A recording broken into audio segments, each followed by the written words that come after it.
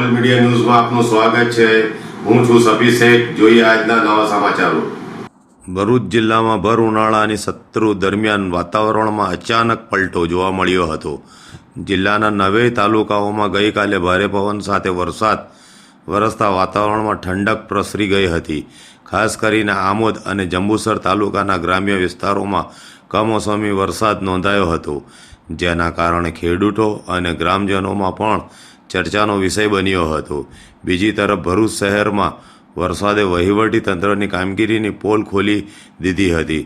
સણ ચોકડીથી ગેલ colony સુધીના માર્ગ પર ચાલી રહેલી પાણીની લાઇન અને રોડની કામગીરી વચ્ચે વરસાદ પડતા સમગ્ર રસ્તો કાદવ કીચડથી ભરાઈ ગયો હતો।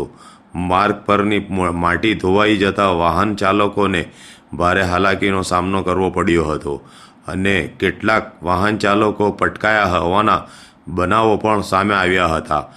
માર્ગની દુર્દશાને લઈને સ્થાનિકોમાં ભારે રોષ ફાટી નીકળ્યો હતો।